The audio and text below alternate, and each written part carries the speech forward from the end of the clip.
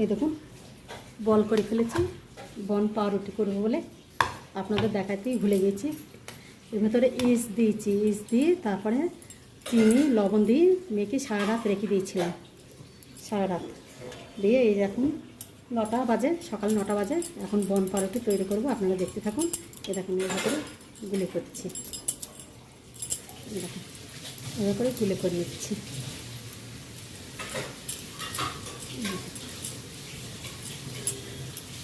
একটা আপনাদের দেখাবো গুলে করাটা।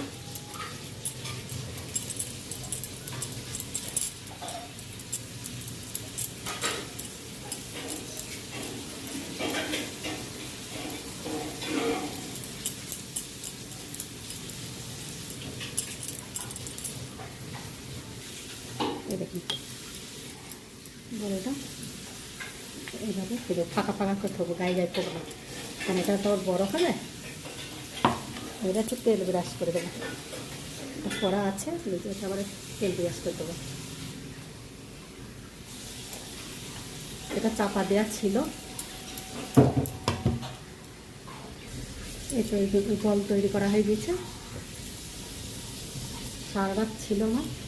এরকম বিরাজের তেল দিয়ে বিরাজের সাহায্যে তেল লাগাবো, দিয়ে এটাকে চাপা দেবো 5 থেকে 10 মিনিট।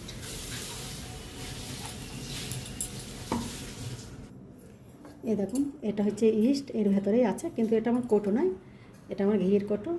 প্যাকেট নিয়ে এসেছিলো, ঘিয়ের কোটো মধ্যে থুয়েছি, কাঁচের বয়ামে রাখতে হবে, তাহলে ইস্ট ভালো থাকে। এই দেখুন, এই দেখুন এটা হচ্ছে ইস্ট। আপনি যে কোনো দোকানে গিয়ে বলবেন, মধ্যখানা দোকানে গিয়ে যে ইস্টটা দিয়ে দেবো।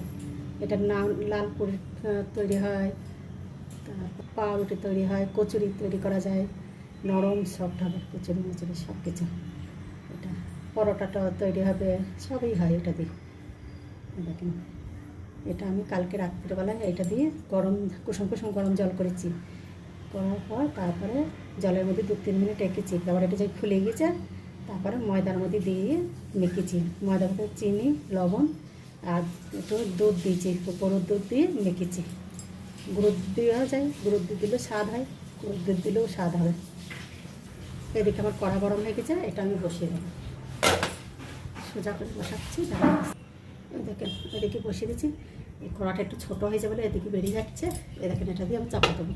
আমি কিন্তু কড়াতে জল দিইনি, হোক তারপরে আপনাদের দেখাবো।